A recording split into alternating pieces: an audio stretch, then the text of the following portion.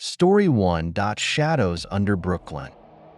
New York is a city that never sleeps, but beneath the hustle and bustle of the lights, there's a side that most people don't know about.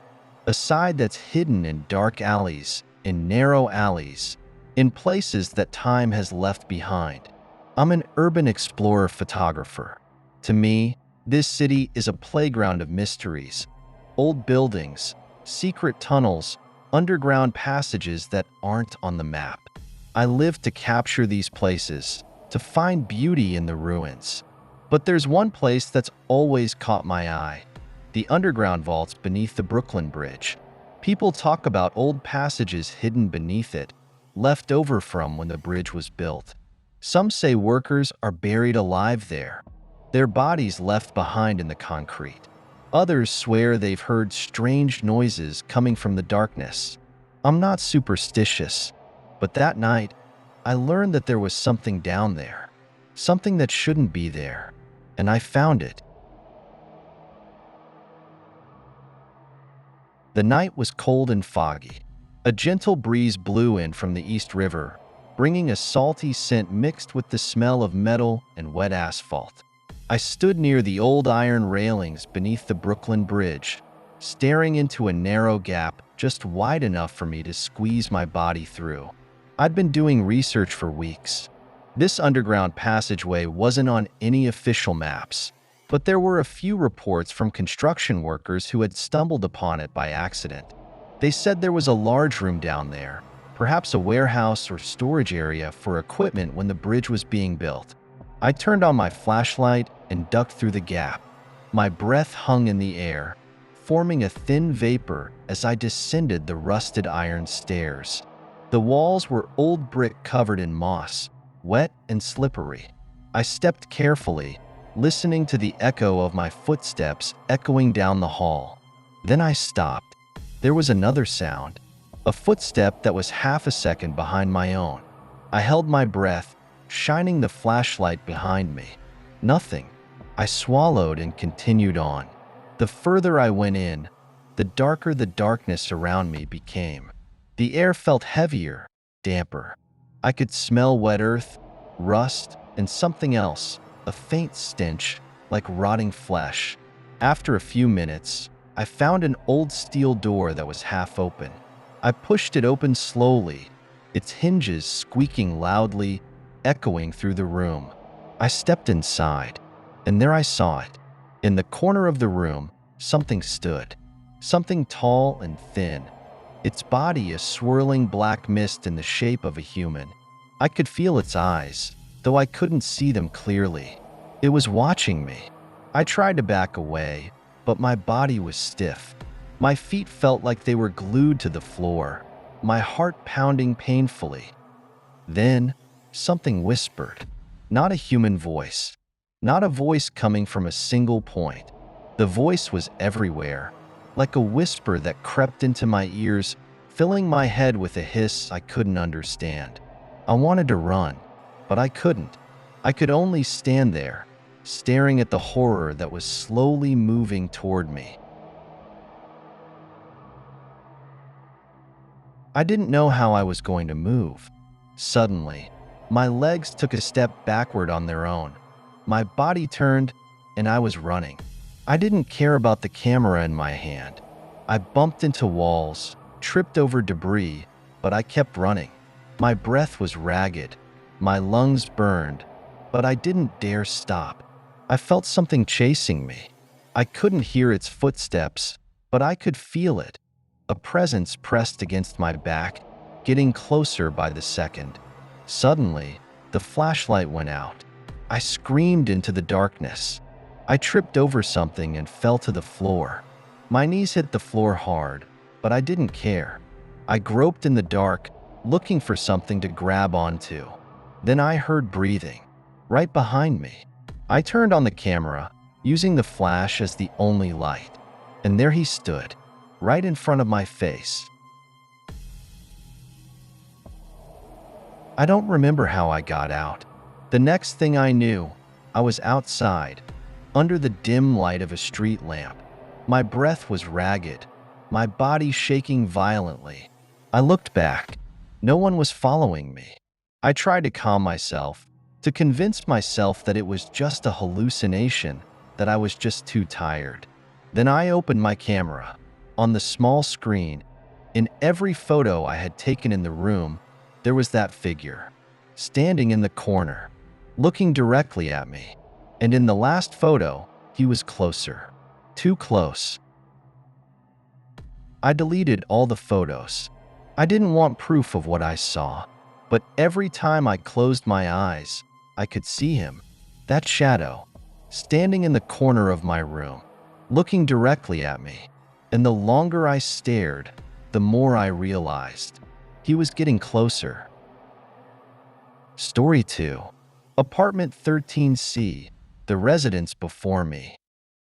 New York is a city full of life, but behind every towering building, there are stories buried, forgotten, or worse, hidden. I never believed in the spooky stories about haunted apartments. To me, they were just superstitions that people told to scare me. But that all changed when I moved into apartment 13C. I should never have lived there. I should never have read the note I found under the floorboards of my bedroom. And I should never have let the voices speak to me. Because now, I'm not the only one living in this apartment. I had just moved to Manhattan. A friend told me about a small apartment available for a very cheap price. Far too cheap for New York standards. I was hesitant at first, but when I saw the strategic location, I jumped at the chance. This apartment has been empty for quite some time. The owner, an old man with a tired look on his face, said. The previous occupant just left and never came back. I didn't think much of his words. People come and go in this city all the time. When I first entered the apartment, everything seemed normal. The room was small but comfortable enough. The walls were white. The floors were old wood that creaked a little when stepped on. The first night passed quietly, but on the second night, I began to notice something. I wasn't alone. That night, I heard a voice. Not a loud voice, just a soft whisper, like someone was talking from inside the walls. I tried to ignore it. I turned on the television, trying to distract myself, but the voice was still there. As I walked to the middle of the room, the wooden floor beneath my feet felt uneven. It was as if there was something underneath it. Curious, I grabbed a small knife and began to pry open the loose floorboard. Beneath it, there was a small gap, and inside that gap, I found something. An old, brown notebook, its cover torn and dirty. I opened the first page and immediately felt the hairs on the back of my neck stand up. The writing inside was like the scribbles of a frightened person. If you found this, then you heard them too. Please, don't let them in. Don't let them take you like they took me. I quickly closed the notebook. My heart was pounding. Who wrote this? And what did it mean? I wanted to think it was just a joke. But that night, I heard a knock on the wall. 3 times, right next to my bed. I woke up gasping for breath. The time on my phone read 3:12 a.m. The apartment felt colder than usual. I sat up in bed, trying to convince myself that this was all just my imagination. But then I saw it. A shadow, standing in the corner of the room, still unmoving. I closed my eyes, hoping that when I opened them again, the shadow would be gone. But no, it was still there. And this time, it was closer. I jumped out of bed and turned on all the lights in the apartment. No one was there. No shadow. No sound. But when I looked in the mirror on the wall, I felt a knot in my stomach. Behind me, in the reflection, was the faint imprint of a hand on the wall. I had never touched that wall. The next night got worse. Every time I went to sleep, I heard footsteps in the hallway outside my apartment. Footsteps that stopped right in front of my door. One night, I dared to peek through the small hole in the door. The hallway was empty, but as I pulled my face away from the hole, 3 knocks came from the other side of the door. I froze.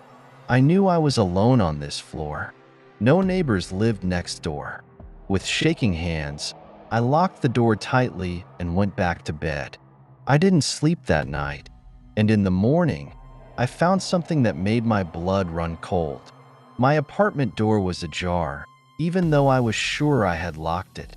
And on the doorstep, there was a crumpled piece of paper. On it was written something in the same handwriting as the notebook I had found. Go, before they come for you too. It didn't take me long to decide. I started packing up my things. I didn't care about losing my deposit. I just wanted to get out of this place. But as I was grabbing my last belongings, I heard something that made my body freeze. A whisper, soft, right behind me. I didn't dare turn around. I could only see my reflection in the mirror hanging on the wall. And in that reflection, I saw something standing behind me, something that had no face. I screamed and ran out the door, leaving the apartment forever. A few weeks later, I tried to find out more about the apartment. I found an old article about a man who had disappeared from apartment 13C years ago. No trace of him had been found. The only clue left behind was a notebook, filled with garbled writing about voices in the walls and a shadow standing in the corner of the room. The apartment was empty again, and I can only wonder who will be the next occupant, or rather, who will find it first. Story 3. Last night in Times Square. New York always looks different at night. Times Square, with its bright neon lights, should be the liveliest and safest place in the city. But not that night. Not for me. I shouldn't have been there.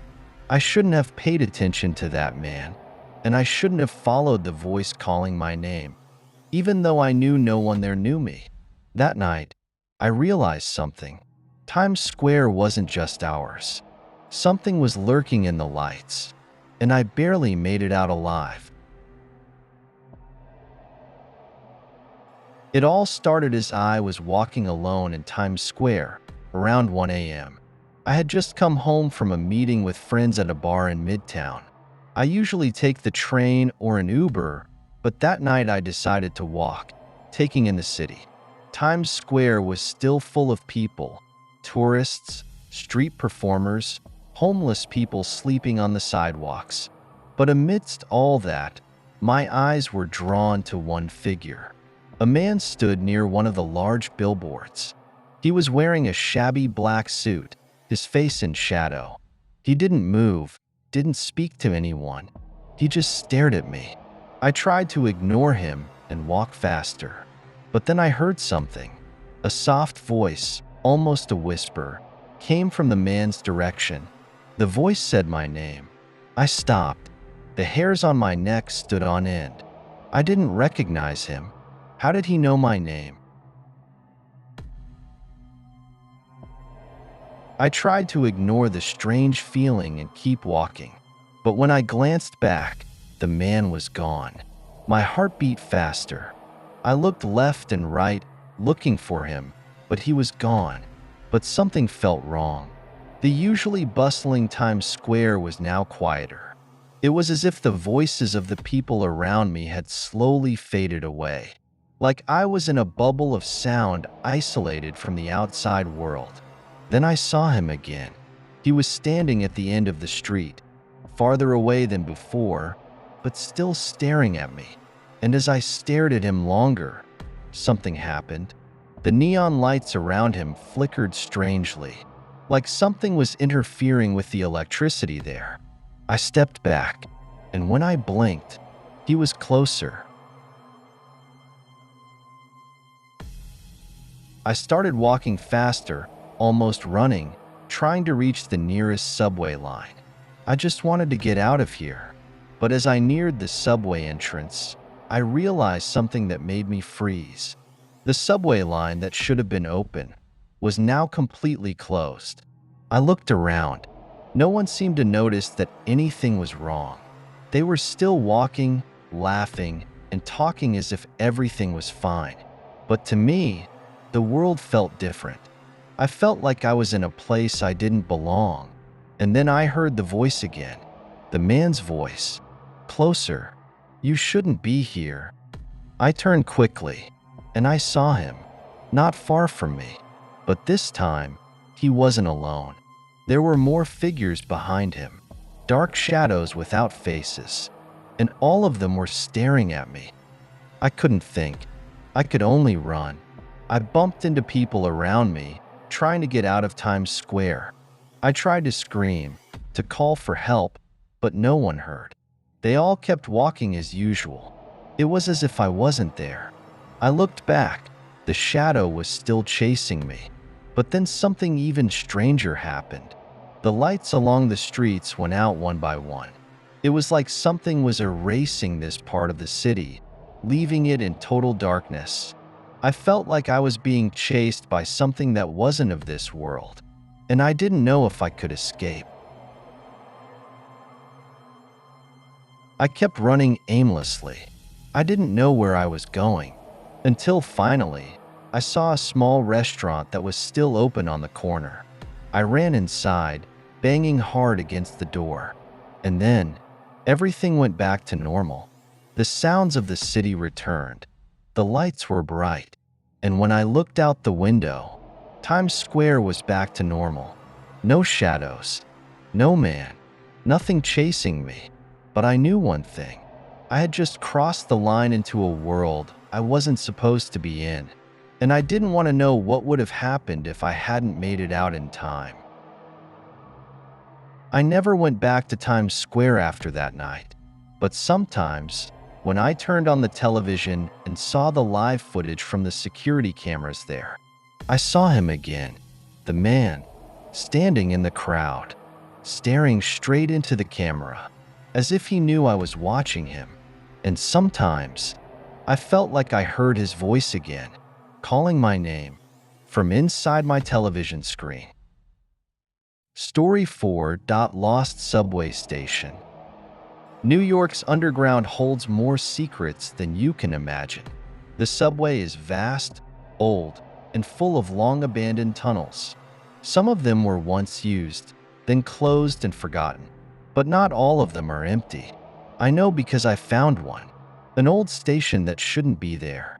I thought it was just a forgotten piece of the city's history, but I was wrong, because something inside it was still alive.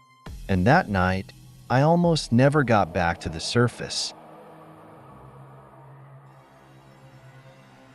It all started on a typical night. I had just gotten off work and caught the last subway train from Brooklyn to Manhattan. The train was empty, except for a few tired, sleepy-looking passengers. I sat in a seat near the door, staring at my reflection in the window. Then I realized something was wrong. The train was supposed to stop at the next station, but there was none. Signs of slowing down.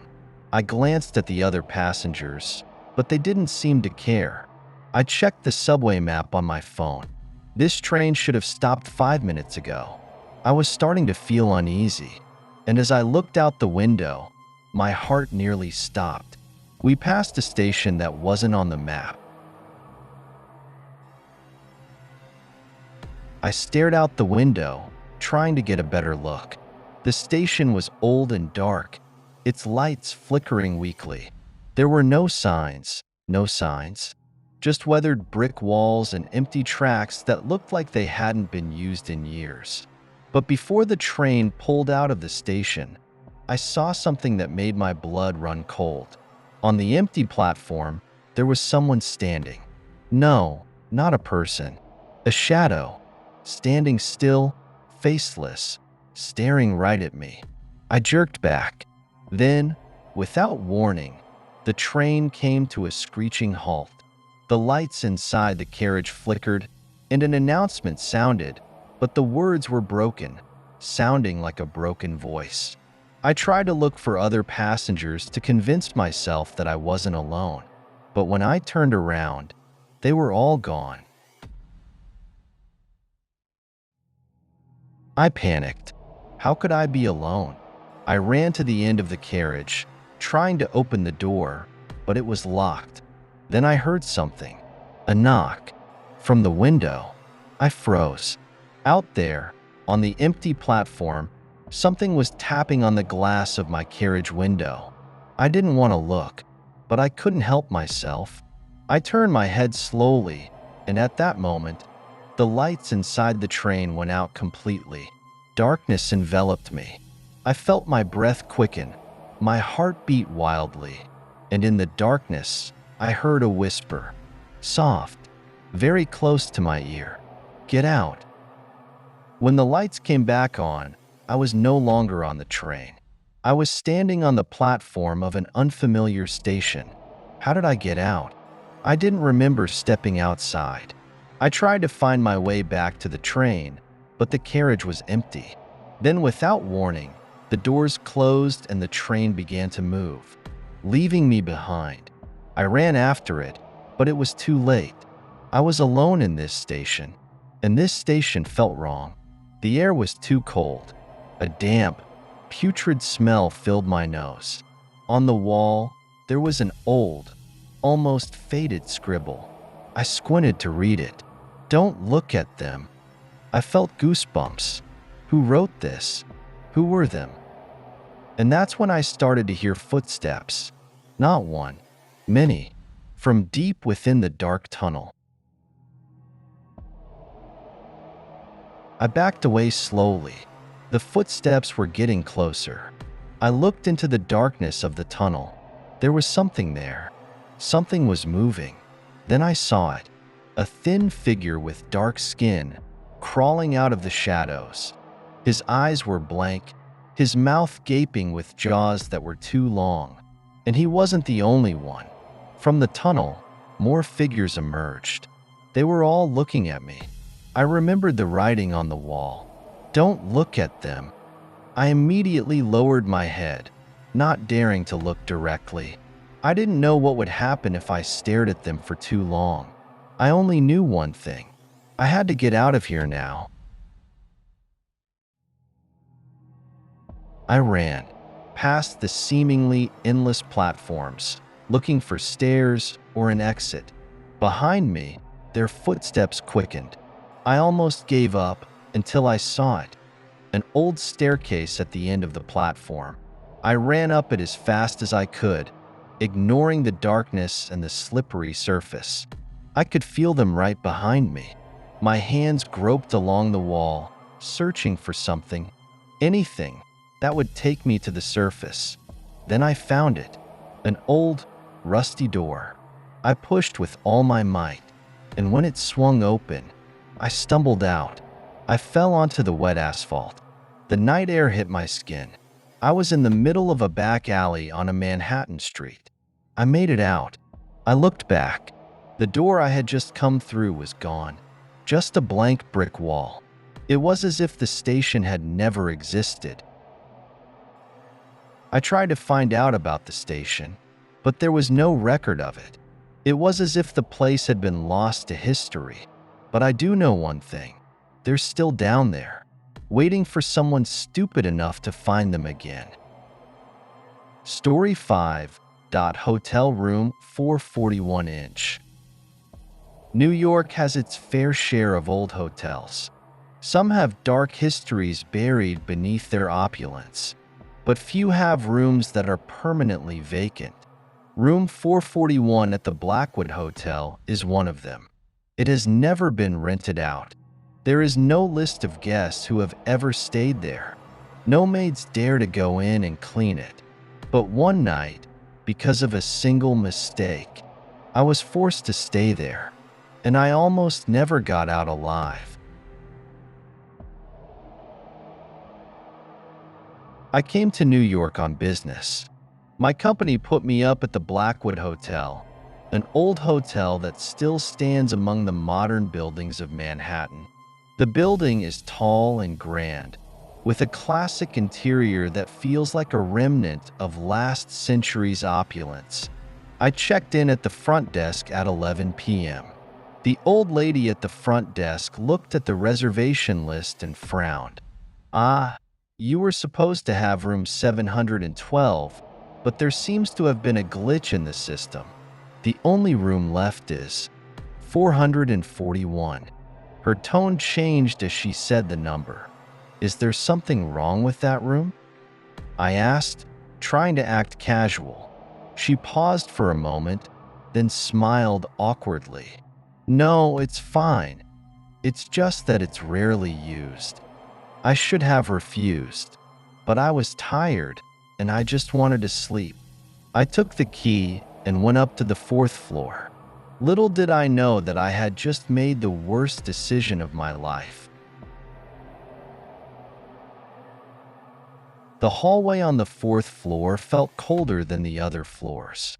The dark red carpet that covered the floor looked worn.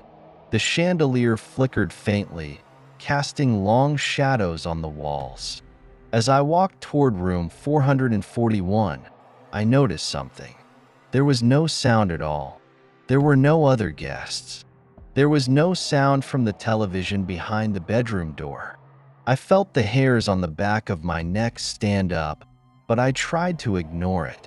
I inserted the key and opened the door. As soon as I entered, the air in the room felt heavier. I looked around. The room looked ordinary. A large bed, a closet, a desk, and a small bathroom. But there was one thing that made me shiver. The bedroom window was tightly boarded up with wooden boards. It was as if someone didn't want anything to come in or go out. I tried to ignore the strange feeling and threw my bag on the chair. I didn't know that something in this room was waiting for me. I took a quick shower and went straight to bed. However, around 3 a.m., I was woken up by a sound. I stiffened. It was a soft knock on my bedroom door. I waited a few seconds. Then the sound came again. I grabbed my phone and looked at the time. 3:13 a.m. Who's knocking at the door this late at night? I got up and slowly walked towards the door. I didn't dare open it, so I peeked through the peephole. My blood ran cold. Outside stood a woman, but her face wasn't there. I took a step back, holding my breath. Then the knocking turned into a loud banging. I froze in place. Then something even more terrifying happened. From inside the bathroom, I heard a soft voice. "Please, don't open the door." I turned around. Who's talking in the bathroom? I was alone in this room, or at least, I thought I was alone.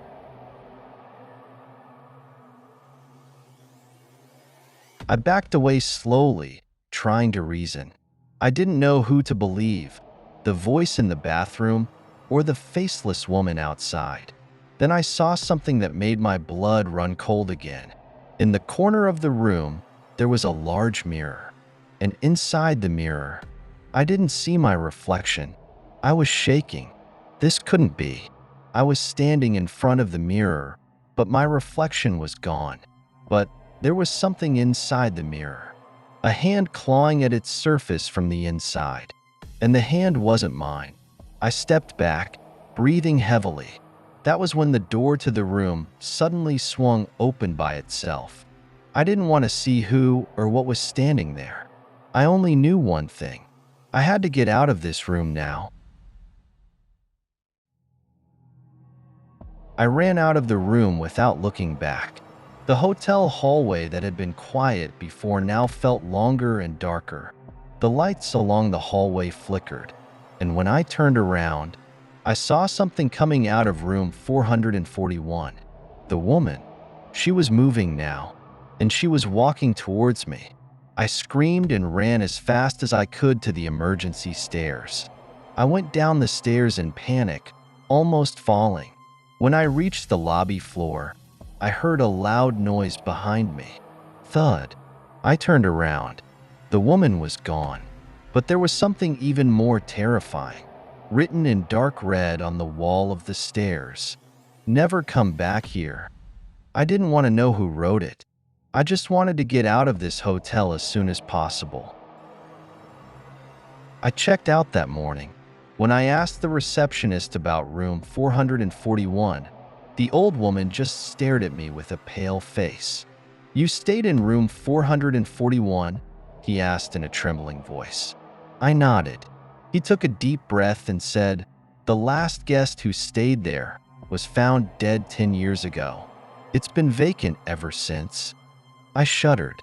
I didn't know what really happened that night, but one thing was for sure. I would never set foot in the Blackwood Hotel again, and I prayed that I didn't take anything from room 441 with me.